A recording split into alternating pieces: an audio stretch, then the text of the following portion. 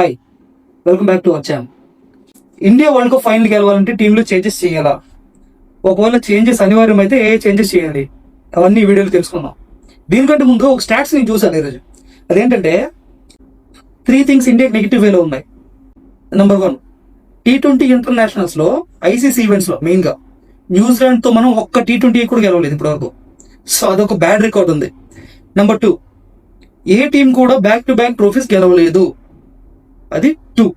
ఇంతవరకు ఏ టీం కూడా బ్యాక్ టు బ్యాక్ ట్రోఫీస్ గెలవలేదు ఐసీసీ ఈవెంట్స్ లో, T20 వరల్డ్ కప్స్ లో, పర్టికులర్ గా వన్డే వరల్డ్ కప్ కాదు.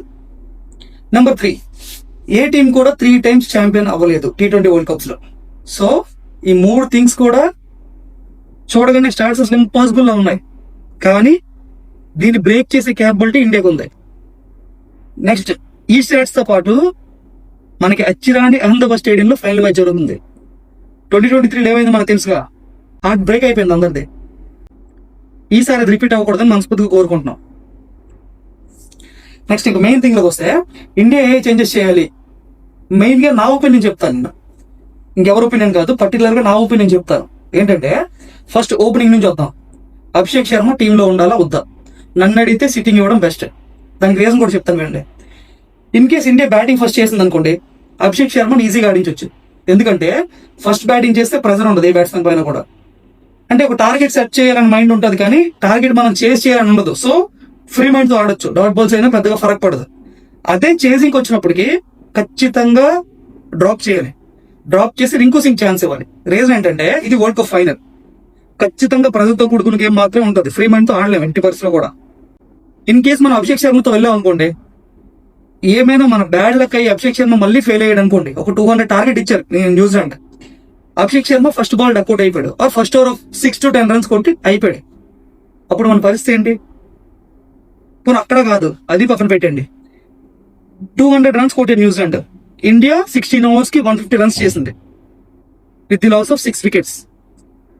టైల్ క్లియర్ గా కనిపించిపోతుంది, ఎవరు లేరు ఇంకా టైల్ అండర్స్ మనకి బ్యాట్స్మెన్స్. అప్పుడు ఖచ్చితంగా అక్కడ మనకు ప్లేయర్ కావాలి, ఆ ప్లేస్ ని రింకు సింగ్ భర్తీ చేస్తాడు. రీజన్ ఏంటంటే ఇండియా ఆల్రెడీ 3 ఓపెనర్లతో ఆడుతుంది. అభిషేక్ శర్మ కాదంటే Sanju Samson opener, Ishan Kishan opener. So form లో లేని అభిషేక్ శర్మని నమ్ముకునే కంటే ఫామ్ లో ఉన్న రింకు సింగ్ ఆడించడం బెస్ట్ అని నేను అనుకుంటాను. అది చేసింగ్ లో మాత్రమే, ఎందుకంటే చాలా ఇంపార్టెంట్ మ్యాచ్ ఇది. పర్సనల్ గా నన్ను అడిగితే ప్లేయర్ ఇంపార్టెంటా వరల్డ్ కప్ ఇంపార్టెంట్ అంటే ఖచ్చితంగా నాకు world cup important. In case Abhishek Sharma fail అయ్యి ఇండియా 5 to 10 run మార్జిన్ లో ఓడకూడదు చెప్తున్నాను నార్మల్ గా, ఒక డెత్ బ్యాట్స్మెన్ లేక ఓడిపోతే ఆ బ్లేమ్ ఎవరు తీసుకున్నా సరే వరల్డ్ కప్ అయితే మనకి ఎవరు, అదైతే ష్యూర్. గౌతమ్ గంభీర్ బ్లేమ్ అంతా నాదే అన్నా సరే, సూర్యకుమార్ యాదవ్ రిటైర్మెంట్ ప్రకటించినా సరే వరల్డ్ కప్ అయితే మనకు తెచ్చేవారు. సో ప్లేయర్ ని ట్రస్ట్ చేస్తా, ఓకే ట్రస్ట్ చేయొచ్చు. ఎంతవరకు ట్రస్ట్ చేయాలి? లీగ్ స్టేజ్ లో ట్రస్ట్ చేయొచ్చు, సూపర్ 8 లో ట్రస్ట్ చేయొచ్చు, సెమీఫైనల్ లో కూడా ట్రస్ట్ చేయొచ్చు. కంటిన్యూస్ గా ఫెయిల్ అవుతున్నారు అంటే అతని కాన్ఫిడెన్స్ లెవెల్ అనేది కొంచెం లోలో ఉంటది. లో ఉన్న ప్లేయర్ ని వరల్డ్ కప్ ఫైనల్ లో ఆడించడం అంటే చాలా రిస్క్ తో కూడుకున్న గేమ్ అది. నో డౌట్ అభిషేక్ శర్మ కానీ ఫామ్ లో ఉంటే ఖచ్చితంగా సింగిల్ హ్యాండెడ్లీ మ్యాచ్ గెలిపించేస్తాడు, అది మాత్రం ఎటువంటి డౌట్ లేదు. మనిషి కుదురుకున్నాడంటే ఖచ్చితంగా బ్లాస్ట్ అయిపోతాడు. సో అందులో ఎటువంటి డౌట్ లేదు, బ్లాస్ట్ అవ్వాలని కోరుకుందాం. కానీ ప్రెజర్ గేమ్ లో అభిషేక్ శర్మ ప్రెసెంట్ ఫామ్ లో లేనట్టు కనిపిస్తాడు. నెక్స్ట్, చాలా మంది విరాట్ కోహ్లీతో కంపేర్ చేస్తున్నారు. విరాట్ కోహ్లీ ఛాన్స్ ఇచ్చారు కదా, విరాట్ కోహ్లీ ఫైనల్ లో ప్రూవ్ చేసుకున్నాడు కదా, అభిషేక్ శర్మ అలాగే ప్రూవ్ చేసుకుంటాడని. ఓకే, ప్రూవ్ చేసుకుంటూ మంచిదే, కానీ అక్కడ మనం ఆడే పిచ్చెస్ అన్ని స్లో పిచ్చెస్ అనమాట.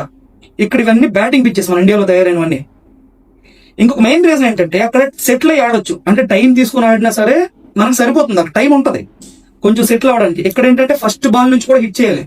మన ఇంగ్లాండ్ చూసారు కదా, ఏ మాత్రం కొంచెం ఇంకొక 5 runs షార్ట్ అయితే మ్యాచ్ అయిపోయింది, లేదా అక్షర్ పటేల్ క్యాచ్ తీసుకోకుండా మ్యాచ్ కొట్టేస్తారు వాళ్ళు. అంత టైట్ అయింది. 250 runs కొట్టి కూడా మనం ఆల్మోస్ట్ అన్ని రన్స్ కన్సిడర్ చేసాం మనం. అంటే ఎంత బ్యాటింగ్ ఫ్రెండ్లీ వికెట్స్ ఉన్నాయో మీరు అర్థం చేసుకోవచ్చు. సో మనకి ఏంటంటే తెలుసుకోవాల్సింది, అమెరికా వెస్టిండీస్ లో ఉన్న పిచ్చెస్ అనేవి బౌండరీస్ చిన్నవైనా సరే పిచ్చెస్ కొంచెం డిఫరెంట్ గా ఉంటాయి, మరి బ్యాట్ మీదకి వచ్చే పిచ్చెస్ అయితే కాదు అవి. సో అక్కడికి ఇక్కడికి చాలా తేడా ఉంది. సో మనం అర్థం చేసుకోవాల్సింది ఏంటంటే అభిషేక్ శర్మకు ఛాన్స్ ఇచ్చాం కాదనట్లేదు, బట్ ఫైనల్లో వరల్డ్ కప్ ఫైనల్ కొంచెం రీథింక్ చేసుకోవాలి. కంటిన్యూ అవ్వడమా, బ్లాస్ట్ అయితే గెలిపిస్తాడు నో ఇష్యూ, కానీ బ్లాస్ట్ అవ్వకపోతే పరిస్థితి ఏంటి, ఇది ఒక్కటి మనం అబ్జర్వ్ చేసుకోవాలి. నన్ను అడిగితే ఖచ్చితంగా చెప్తున్నాను, మనం ఇండియా బ్యాటింగ్ ఫస్ట్ చేస్తే అభిషేక్ శర్మను ఆడించాలి, ఇండియా చేసింగ్ చేస్తే సిట్టింగ్ ఇవ్వడం బెస్ట్. అభిషేక్ శర్మ ప్లేస్ లో రింకు సింగ్ ఆడటం చాలా మంచిది. ఎందుకంటే చేజింగ్ లో ప్రెజర్ ఉంటది. మీకు బ్యాటింగ్ డెప్త్ ఎంత ఎక్కువ ఉంటే అంత మంచిది. నన్ను అడిగితే ఇదే ఫైనల్. సరేనా? ఇంకా నెక్స్ట్ ఇంకో ప్లేయర్ విషయానికి వస్తే వరుణ్ చక్రవర్తి. వరుణ్ చక్రవర్తిని కూడా చాలా విమర్శిస్తున్నారు. అంటే ఆడించాలా వద్దా, తను ఫెయిల్ అయిపోతున్నాడు కదా కంటిన్యూస్ గా, అలాంటి ప్లేయర్ అవసరం ఈ టైంలో అనేసి. ఎస్, కరెక్టే. కుల్దీప్ యాదవ్ ఆడించమంటారు, అది కూడా కరెక్టే. కుల్దీప్ యాదవ్ ఆడించాలంటే ఎవరి ప్లేస్ ఆడించాలి? ఒక్క వరుణ్ చక్రవర్తి ప్లేస్ మాత్రం కనిపిస్తుంది. మరి వరుణ్ చక్రవర్తి ప్రెసెంట్ T20లో #1 బౌలర్ కదా, తనకి చాలా వేరియేషన్స్ ఉన్నాయి కదా. అలాంటి ప్లేయర్ ని సిట్టింగ్ ఇవ్వడం అంటే కొంచెం రిస్క్ అనే చెప్పాలి. రీజన్ ఏంటంటే మనకి డాట్స్ కావాలంటే బుమ్రాలను, వికెట్స్ కావాలంటే వరుణ్ చక్రవర్తి. వరుణ్ చక్రవర్తికి చిన్న బౌండరీస్ అయ్యి, ముంబై చాలా చిన్నది, మనకు తెలిసిందే, చిన్న స్టేడియం అది. సో అలాంటి దగ్గర మిస్టేక్ అయినా సరే 6 వెళ్ళిపోతుంది. సో అలాంటి స్టేడియంతో కంపేర్ చేయకూడదు ఈ స్టేడియం, ఎందుకంటే ఇది కొంచెం పెద్ద స్టేడియం. సో మిస్టేక్ అయితే ఖచ్చితంగా క్యాచ్ అయిపోతారు. బౌండరీ లెంత్ అట్లీస్ట్ 70 మీటర్స్ అని ఉంటుంది. ముంబైతో కంపేర్ చేస్తే 5 to 10 మీటర్స్ ఖచ్చితంగా పెద్ద ఉంటుంది స్టేడియం, ఈ బౌండరీస్ వచ్చేసి. సో నన్ను అడిగితే వరుణ్ చక్రవర్తికి ఛాన్స్ ఇవ్వాలి. ఇన్ కేస్ వరుణ్ చక్రవర్తికి ఛాన్స్ ఇవ్వకూడదు అనుకుంటే సేమ్ అభిషేక్ శర్మకు పెట్టిన ఫార్ములాని ఇక్కడ కూడా ఫాలో అవ్వాలి. అదేంటంటే ఇండియా ఫస్ట్ బ్యాటింగ్ చేస్తుందంటే ఖచ్చితంగా కుల్దీప్ యాదవ్ తీసుకోవాలి. ఎందుకంటే చేజింగ్ లో కుల్దీప్ యాదవ్ బౌలింగ్ వస్తాడు. ఫస్ట్ ఇండియా బ్యాటింగ్ అయిపోతే సెకండ్ మంది బౌలింగ్ కదా, సో అక్కడ కుల్దీప్ యాదవ్ కాన్ఫిడెంట్ లో ఉంటాడు కాబట్టి బౌలింగ్ వేయొచ్చు. అదే ఇండియా బౌలింగ్ ఫస్ట్ చేస్తుందంటే వరుణ్ చక్రవర్తికి ఛాన్స్ ఇవ్వచ్చు. రీజన్ ఏంటంటే ఏదో మనం బౌలింగ్ ఫస్ట్ చేస్తే బౌలర్ కి కాన్ఫిడెంట్ ఉంటుంది, బ్యాటింగ్ ఫస్ట్ చేస్తే బ్యాట్స్మెన్ కాన్ఫిడెన్స్ ఉంటుంది. రీజన్ ఏంటంటే ఫ్రీ మైండ్ తో ఆడతారు వాళ్ళు. చేసింగ్ అన్నప్పటికీ బ్యాట్స్మెన్ ప్రెజర్ పెరుగుద్ది. అలాగే రన్స్, మనం 200 రన్స్ బ్యాట్స్మెన్స్ కొట్టారు, రన్స్ ఆపాలంటే బౌలర్ కి ప్రెజర్ పెరుగుద్ది. సో నేను చెప్పేది ఏంటంటే మనకి వరుణ్ చక్రవర్తి లో కాన్ఫిడెన్స్ ఉన్నాడు, వరుణ్ చక్రవర్తిని తీసేయాలి అనుకుంటే ఇండియా కానీ సెకండ్ బౌలింగ్ చేస్తే మీరు అన్నట్టు వరుణ్ చక్రవర్తిని కూర్చొని పెట్టినా పర్లేదు. లేదు ఇండియా బౌలింగ్ ఫస్ట్ చేస్తుందంటే వరుణ్ చక్రవర్తిని ఆడించాలి. ఎంత కాదనుకున్నా సరే T20లో #1 బౌలర్ కదా, సో అలాంటి ప్లేయర్ కి ఇంకో ఛాన్స్ ఇవ్వాలి. సేమ్ కేస్ కుల్దీప్ యాదవ్ ని కూడా సేమ్ అదే చెప్పాను కదా, అభిషేక్ శర్మని ఎలా అయితే రింకు సింగ్ తో రీప్లేస్ చేయాలనుకుంటున్నామో సేమ్ అదే కేసు కూడా వరుణ్ చక్రవర్తిని కుల్దీప్ యాదవ్ తో రీప్లేస్ చేయాలి. ఎప్పుడు బౌలింగ్ సెకండ్ అయినప్పుడు ఈ ప్లేయర్స్ ని చేంజ్ చేయాలి. సో ఇద్దరికి సేమ్ కేసు అనమాట నేను చెప్పేది. ఫస్ట్ బ్యాటింగ్ అయితే అభిషేక్ శర్మని ఆడించాలి, చేసింగ్ వెళ్ళినప్పుడు రింకు సింగ్ ఆడించాలి. అలా కాకుండా ఫస్ట్ బౌలింగ్ అయితే వరుణ్ చక్రవర్తితోనే వెళ్ళాలి, సెకండ్ బౌలింగ్ అయితే కుల్దీప్ యాదవ్ తో వెళ్ళాలి. ఇప్పుడు సెకండ్ టైం బౌలింగ్ చేస్తున్నప్పుడు ఒక టార్గెట్ ఉంటుంది, పర్టికులర్ టార్గెట్. ఆ టార్గెట్ ఆపాలని ఉంటుంది చాలా మందికి. ఇన్ కేస్ ఏమైనా ఇప్పుడు ప్రెసెంట్ ఉండే సిచ్యువేషన్ వరుణ్ చక్రవర్తి ఇంకా ప్రెజర్ ఫీల్ అవుతాడు.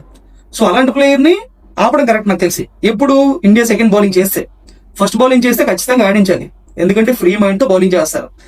సేమ్ కేసు కూడా ఇదే, అభిషేక్ శర్మ విషయంలో కూడా అదే. ఎప్పుడు కూడా ఫస్ట్ బ్యాటింగ్ చేసిన వారికి ఫ్రీ మైండ్ తో ఆడతాను, ఎందుకంటే ఇన్ కేస్ మీరు డక్అౌట్ అయిపోయినా సరే టీం మీద పెద్దగా ఫరక్ పడదు. రీజన్ ఏంటంటే ఇంకా బ్యాట్స్మెన్స్ ఉంటారు, ఒక సెకండ్ టార్గెట్ అనుకోము. ఎంత టార్గెట్ మ్యాచ్ వెళ్తాను పోతే మనం ఒక టార్గెట్ ఫిక్స్ చేసుకుని వెళ్తాం. ఒక 10 hours 15 hours అయ్యి మన మైండ్ లో టార్గెట్ వస్తుంది అప్పుడు. అలా కాకుండా చేసింగ్ వెళ్తే మనకు ఫస్ట్ నుంచి కూడా టార్గెట్ మనకు ఉంటుంది. 200 లోపల టార్గెట్ అయితే ఓకే, ఫస్ట్ లో అయిపోయినా సరే ఒక ఎక్స్క్యూజ్ చేయొచ్చేమో. 200+ రన్స్ మనకి టార్గెట్ చేయడానికి వచ్చినప్పుడు మన ఓపెనర్ కానీ డక్అౌట్ అయిపోతే ఎంత ప్రెజర్ పడుతుందో మీరు ఊహించుకోండి. ఇంకా టీంలో రిమైనింగ్ చేంజెస్ ఏం చేయాల్సిన పని లేదు, ఎందుకంటే అందరూ బాగానే ఆడుతున్నారు, ఎవరి స్థాయికి తగ్గట్టు వాళ్ళు ఆడుతున్నారు. సూర్యకుమార్ యాదవ్, నెక్స్ట్ ఇషాన్ కిషన్, వీళ్ళిద్దరు కొంచెం బ్లాస్ట్ అయితే ఇంకా మంచి స్కోర్ వస్తుంది. ఇప్పటివరకు తిలక్ వర్మ ఆడాడు, సంజు శాంసన్ బాగా ఆడుతున్నాడు, శివం దుబే కూడా తన హ్యాండీ రన్స్ అందిస్తున్నాడు. సో ఇంకా మనకి రన్స్ రానిది సూర్యకుమార్ యాదవ్ నుంచి, ఇషాన్ కిషన్ నుంచి. Present Ishan Kishan already blasting innings ఆడించినా సరే మనకి ఈ టైంలో, ఈ క్రూషియల్ టైంలో రన్స్ వస్తే వీళ్ళిద్దరు బ్యాట్ నుంచి ఇండియా భారీ స్కోర్ చేస్తుంది. ఎంత టార్గెట్ ఇచ్చినా సరే చేసి చేస్తారు, ఆ కాన్ఫిడెన్స్ అయితే నాకు ఉంది. సో నా ఒపీనియన్ లో, నా పర్సనల్ ఒపీనియన్ లో ఈ చేంజెస్ చేస్తే బాగుంటుందని నేను అనుకుంటున్నాను. మీ ఒపీనియన్ అంటే కింద కామెంట్ చేయండి.